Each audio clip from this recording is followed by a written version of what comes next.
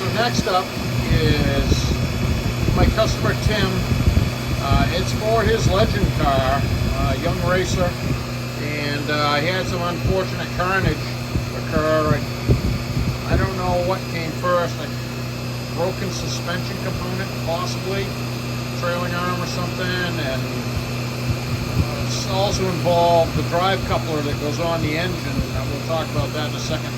But this was pretty banged up, and it is the same wretched 1210 series U-joints that it was used in the 80s and the early 90s Bronco 2s, and I use wretched as a term. It's not nothing to do with these guys. It's just they're really not much, and they were wretched in the Bronco 2s also.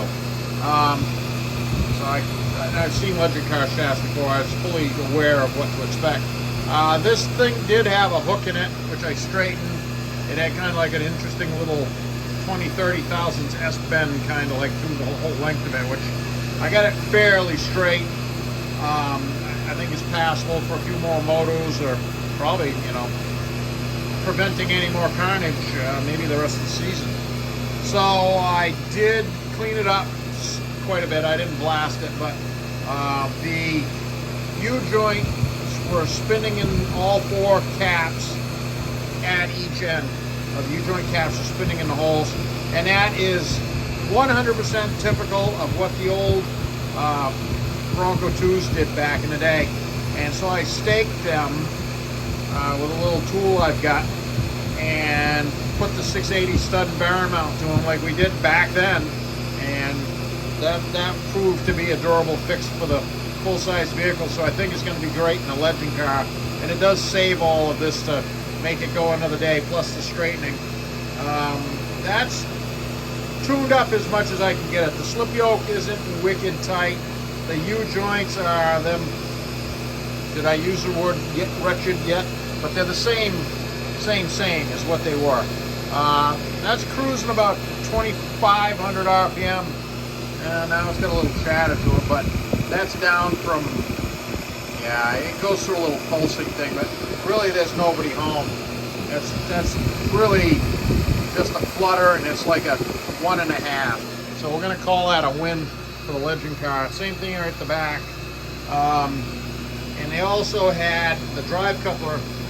These things that probably everybody knows what a legend car is, but in case you don't, you know, those small race cars, the original versions are powered by air-cooled FJ12 100 4-cylinder Yamaha street bike engine, and they take the engine turned sideways, and where the counter shaft sprocket was for the front sprocket on the chain drive on the motorcycle, they take that sprocket off, they put a drive coupling on, and that hooks on here, and then it drives that end, and down there is the axle end, which is they were Toyota axles. I don't know what that one is, but somehow in the carnage it ripped the nut off, and so I fixed them up with a metric. I identified what the thread is. It's 1.5 pitch, and I fixed them up with a metric thread chasing file so they could chase that around on that and try and rescue those threads, because if that shaft is damaged, you got to split the cases on the engine, and that's big. So we're going to cross our fingers for them that they got the threads tuned up and they got a new nut on there. I think they can. It's not a situation where you can just simply go put a die on it, because first of all, where are you going to get a die for that? And there's the margin of threads that's on that sticking out of them street bike engines is, you know, it's only maybe 3/8 is being generous. So, and about an impossible situation. So I know about them old FJ12s because we used to sell them. Yamaha dealer.